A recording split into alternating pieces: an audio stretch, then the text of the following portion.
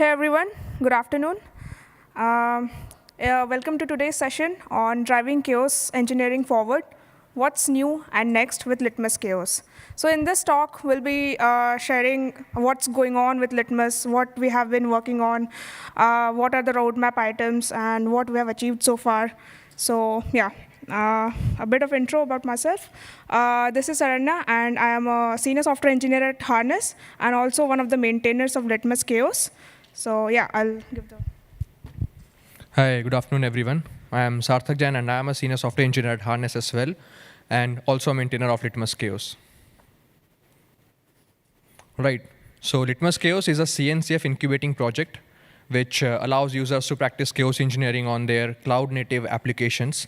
And it has a mission of making chaos engineering secure as well as accessible. So chaos engineering basically verifies the resilience of our business services and helps DevOps pipelines build code that is more resilient against software and infrastructure faults. All right, so here's a timeline and what has happened with LitmusChaos from KubeCon to KubeCon. I hope it is visible, but I'll still read it out for you guys. So it all started in 2018. So LitmusChaos was first announced in KubeCon NA 2018. At that time, it was completely Ansible-based. So chaos experiments were executed based on some scripts, and LitmusChaos only had some basic pod-level faults. In KubeCon Europe 2019, Chaos Operator was launched. So Chaos Operator is basically a tool that is used to manage and orchestrate chaos faults into the user's cluster. Chaos Operator basically manages the complete life cycle of the chaos happening into the user's cluster. We also introduced Chaos CRDs, that is the custom resource definitions for chaos. And from Ansible, we migrated to Golang. So we migrated to Golang. The reason was it had better support for what we were trying to build and also for better adoption. And moving to KubeCon NA 2019, Principles of CNCE was published. CNCE is basically cloud-native chaos engineering. So this was published, and we launched Chaos Hub. So Chaos Hub is basically a hub which consists of all the chaos faults that are available. So users can just browse through the hub, check the list of the faults that are available, and use them according to their use case. We also added support for BYOC. BYOC is bring your own chaos. So just in case the list of faults that is not enough for someone in the Chaos Hub, they can anytime go and create their own chaos fault and add it to the Chaos Hub. Then KubeCon Europe 2020, Litmus 1.0 was released, and it was GA'd. So at this time, we received some community contributions from some enterprises like Red Hat and Intuit. And we also got some maintainers across different orgs. KubeCon NA 2020, LitmusChaos reached CNCF Sandbox. And the first KubeCon case study for LitmusChaos was also published. So Litmus probes were launched. Litmus probes are basically some checks that allows users to validate their steady-state hypothesis of their application. And Prometheus metrics. So we also introduced one tool that is called Chaos Exporter. Chaos Exporter basically collects all the data while the fault is executing, and it exposes those data as Prometheus metrics. Users can later use these Prometheus metrics to visualize the data on any of the dashboards available. Then KubeCon Europe 2021, 2.0 beta was announced. And so the aim here was to increase the adoption with CI/CD pipelines. So for that, we made some integrations with GitHub and GitLab. So basically, users can add a chaos step with their GitHub actions or GitLab actions. We continued adding some more faults into the Chaos Hub. So that was the faults addition. In KubeCon NA 2021, Litmus 2.0 was GA'd, and we introduced Chaos Control Plane. So Chaos Control Plane is basically the UI that we provide, and everything is possible via UI. That is the control plane that we have. So right from creating infrastructure is something that sits on your application cluster and injects chaos. Then from creating experiments, accessing the Chaos Hub, everything is possible via the Chaos Control Plane. We added multi-tenancy support. That is, chaos can be executed into multiple clusters using the control plane itself. Team support was added. So team support is something like users can create a project and can add multiple members into the project as well. And each member can have different role. Then KubeCon Europe 2022, LitmusChaos reached CNCF Incubation. And we added GitOps support. So GitOps support is like having a trigger-based execution of chaos experiments. So let's say something has changed in your application and you want to trigger a chaos experiment based on it. So that was possible via GitOps. We added air-gapped support. So we added chaos image registries. So instead of pulling images from Docker registry, in an air-gapped environment, the images can be pulled from chaos image registries itself.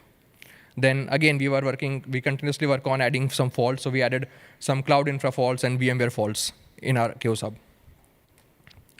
KubeCon NA 2022, LitmusChaos 3.0 was announced. We added runtime support of our faults. We added some application level chaos faults, that is Spring Boot fault. And we of course enhanced our CRDs for better for faults and validation and for better flexibility. Then KubeCon Europe 2023, we added resiliency probes.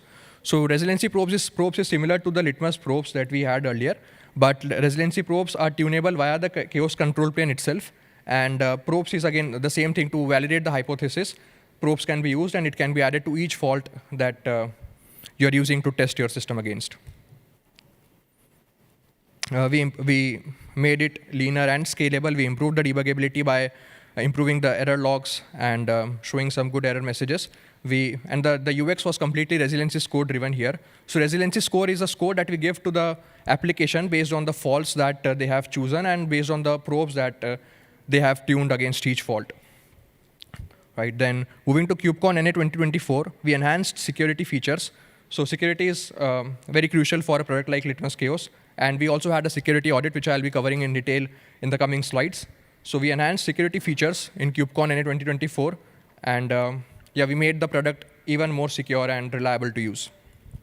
And today we are here with Litmus 3.17.0 released. We have better adoption. We are working on adding distributed tracing, and also we are working on adding some more faults. So here are some stats about Litmus. I guess the stats are quite easily visible, but I'll still read it because I spent some time creating this slide. So there are more than 2 million Litmus installations and 68 million Docker pulls. There has been a 300% usage increase in the last 1 year. We have 21 active maintainers, and Harness is the primary maintainer of LitmusChaos. We have more than 100 releases and more than 2,500 Slack community members. We also have the list of adopters. Here are a few. We have more than 250 adopters as of now, but here are a list of some of the adopters that we have. All right. So next goal. So the next goal for LitmusChaos is to reach CNCF graduation. And it will be a great accomplishment if LitmusChaos is able to achieve that. So as part of this, we are trying to expand the adoption. We have done some security audit, documentation audit by the CNCF team itself.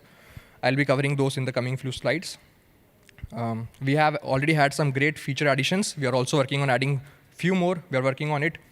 And we try to have active community engagement by engaging with community members over Slack and GitHub. We have recurring calls with the community members so that we can keep them in sync with what's going on with Litmus. We also have some meetings with our maintainers, our contributors, just in case they have any issues or we want to discuss on any roadmap items. All right, coming to security audit. Just a second, please.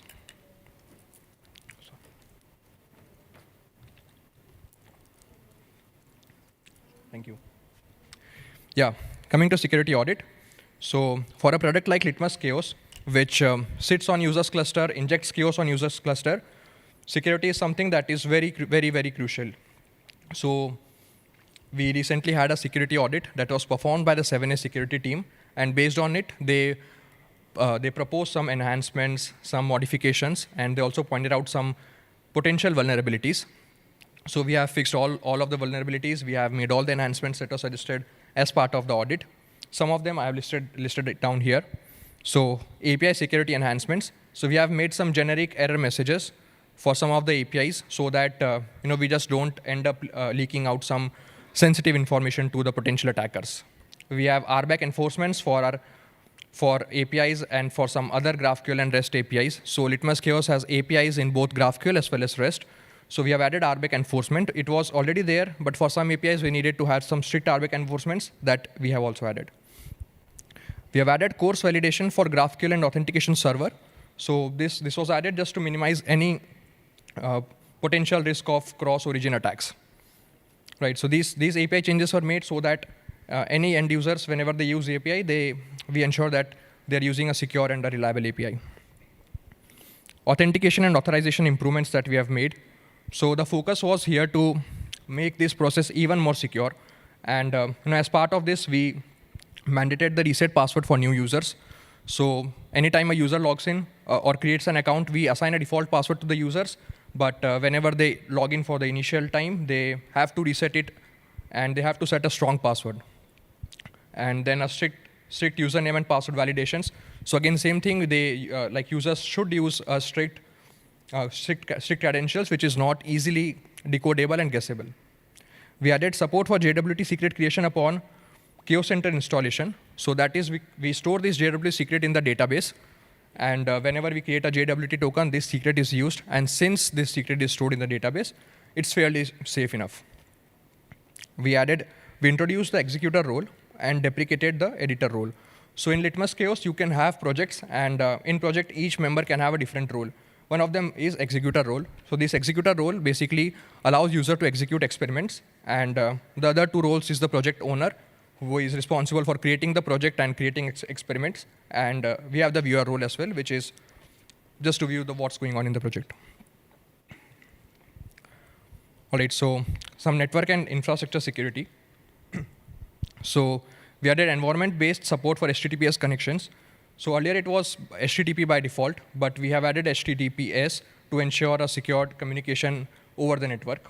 We have addition of network policy YAMLs, again, just to secure the communication between the services inside LitmusChaos itself. We have removed Kubernetes client codependencies from GraphQL. It makes the server a little more lighter and also minimizes the risk of having any other vulnerabilities from a third-party package.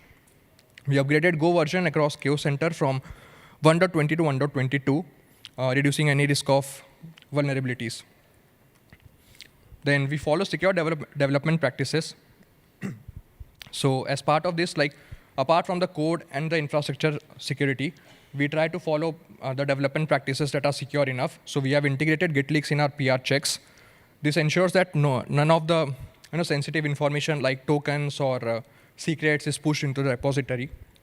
Then we have added environment-based support to enable and disable GraphQL introspection. Ideally, it is recommended that GraphQL introspection is disabled in production environment. That is to make sure that the API schemas are not exposed in production environment. So that's what we have added here as well. So yeah, basically the aim of this security audit is that we deliver a secure and a more reliable product to our end users. And it starts from the development process and ends to the delivering, as well as while the user uses this product.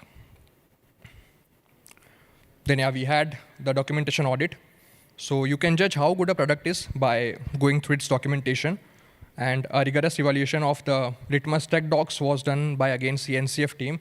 So Nate and Dave from CNCF team, they did this audit. And again, so the main aim of this audit was to make the docs easier to access and easier to navigate. We removed the obsolete content from the website. We added a dedicated tutorial section.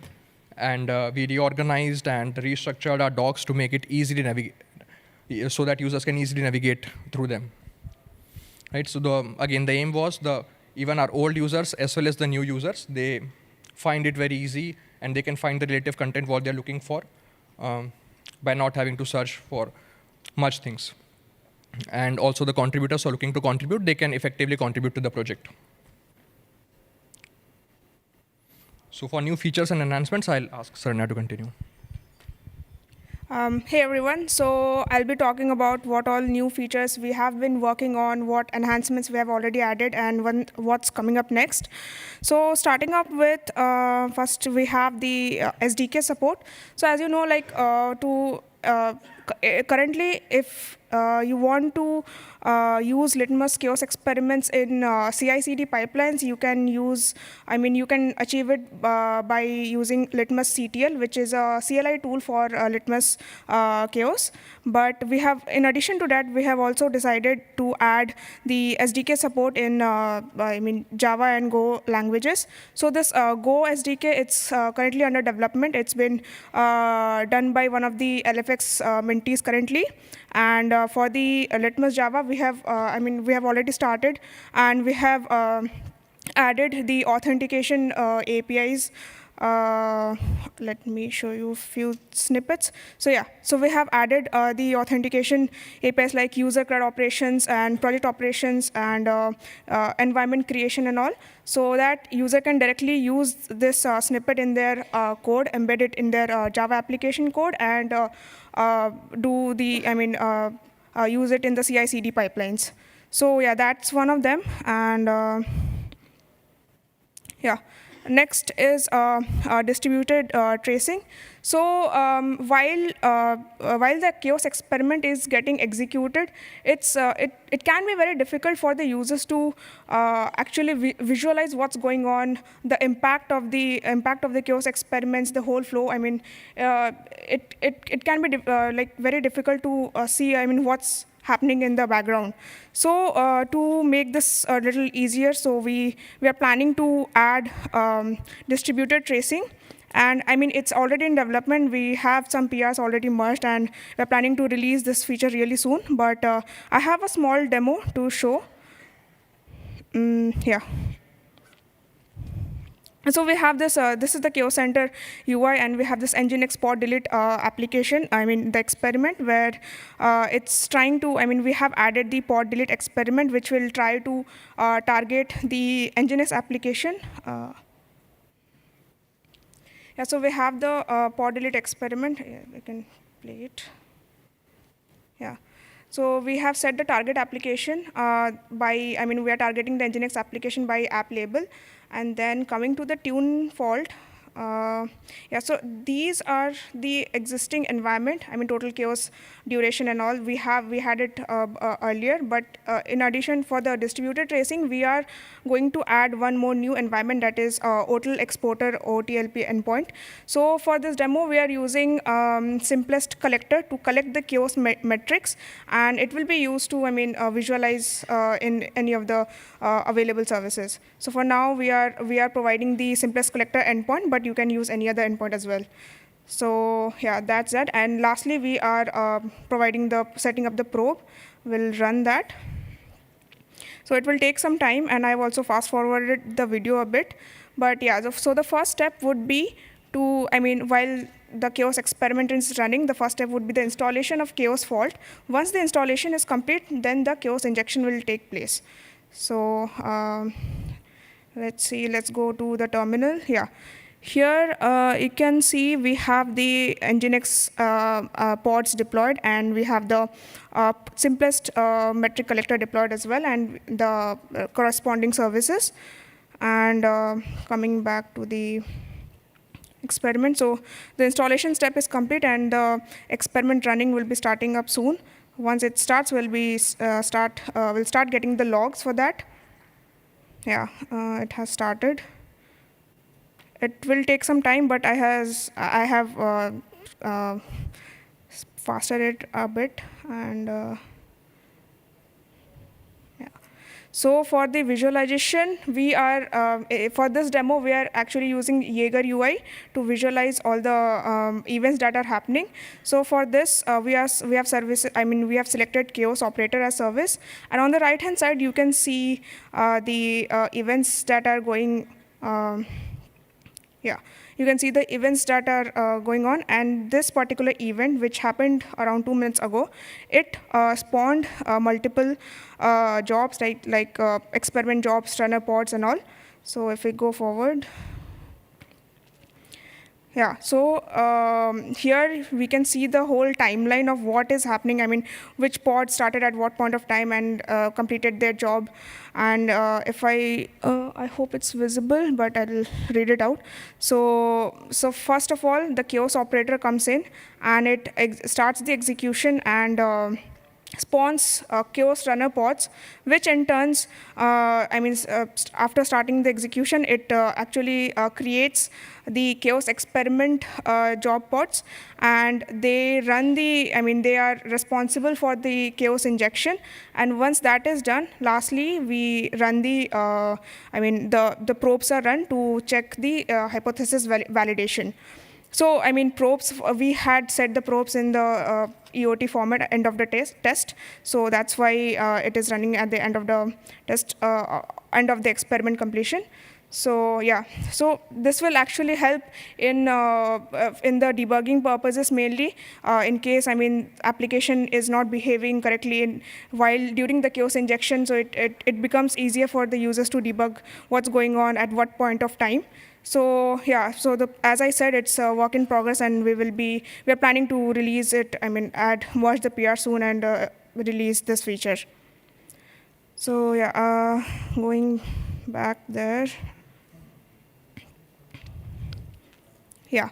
So coming to the next point, that is support for DocumentDB. So currently, Litmus supports MongoDB as database, but we are also planning to add the support for managed NoSQL DB, such as one of them being AWS DocumentDB.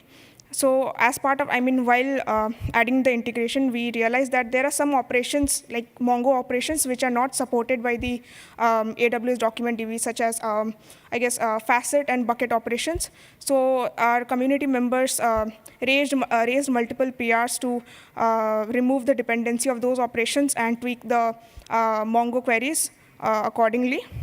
So this is added, and it has enabled us to add the support for AWS DocumentDB. And next we have the proposal for chaos fault addition. So it's pretty evident that the database are one of the important components of the application, and also AWS RDS instance is very widely used. But Litmus currently does not have any out-of-the-box support for chaos fault for specifically for the AWS RDS instance. So one of the community members reached out to us with a proposal to add a new fault. So we have accepted it, and it's under development right now, and will soon be adding this new fault support. Okay, yeah, so next is support for deletion and abort of experiment. So with the release of 3.x, there was one issue that was faced by multiple users. Like there were some cases, some configuration issues where experiments got stuck, and user was stuck in queued state, and users were not able to move forward. They were neither able to rerun the experiment.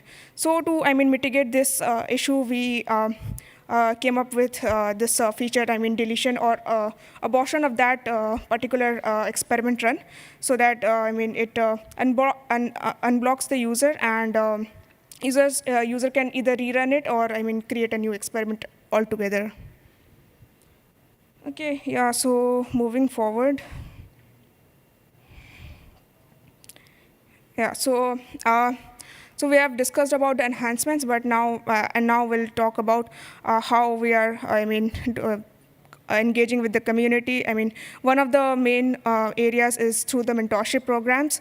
So we have been actively participating in various mentorship programs, starting with the LFX mentorship, where we have been participating almost every quarter with multiple mentees participating at least 2 to 3 issues each quarter, where the main focus is like adding new features, or if users are facing any issues, work on those and enhance some existing issues. And yeah, so next is open source contribution academy. So this was actually mentored by Namkyu Park, who is also one of the maintainers of LitmusChaos. So it's a local mentorship program in South Korea where, multiple mentees local to South Korea participated, and they have raised multiple PRs related to the bug fixes, new faults, documentation, README, there were multiple PRs focused on the improvisation of the whole repository. So this also really helped in expanding the global contributor base as well. Lastly, we have also been participating in Google Summer of Code. Last year, there was one mentee who added multiple fuzz test suites and unit tests across the, we have multiple components within the repository, so they have added multiple unit test and fuzz test to, improvise the whole quality of the code there. And additionally, we have also updated the governance policies where, it has really helped the users to, understand the roles and responsibilities, and also see how the decisions are made. And also we have onboarded 2 to 3 new members recently to the Litmus community, LitmusChaos project. So yeah, that's that. Okay, coming to the, last but not the least, I wanted to discuss on the roadmap items what we are planning to do in the upcoming releases. So, let me see, this opens.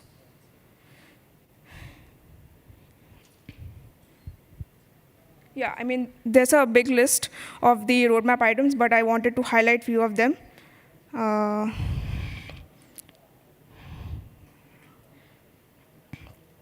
This is one, right? Yeah. So, so one of them being support for native chaos workflows. So here, so currently Litmus Litmus workflows are using Orgo CDs, so that the workflow for the workflow creation. But we are planning to, with the support of native chaos workflows, we aim to have complete control on the experiment lifecycle, and it will also make the whole execution faster. So this is one of the major items that we are planning to achieve. And next would be the support for Terraform. So this is also, one of the open issues in GSOC.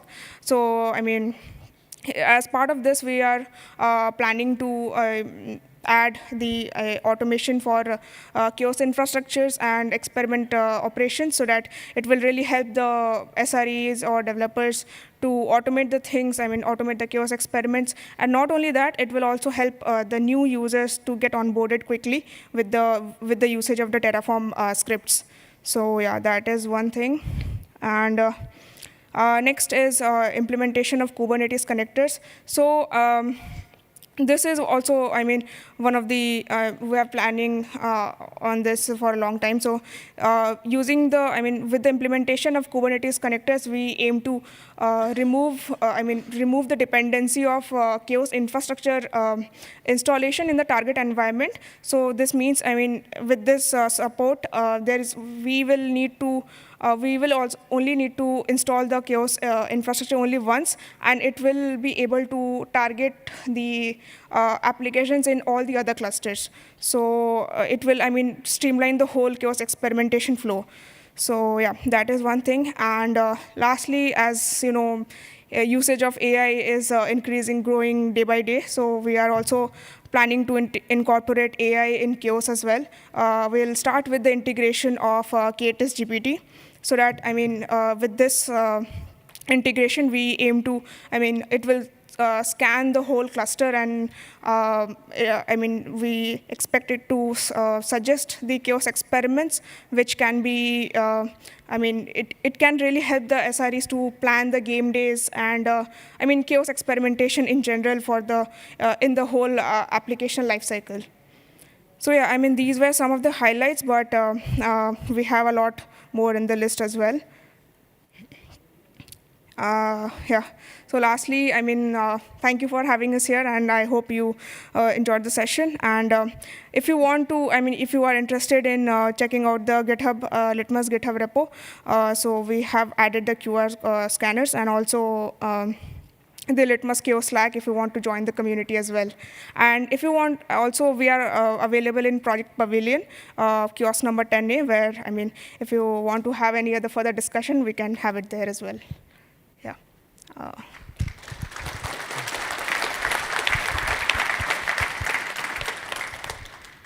Thank you, guys. I guess we're already a couple of minutes over time. So if there's any question and answers, we are available here as well, and we'll be present on the booth that is just, that is at 10A in the Project Pavilion.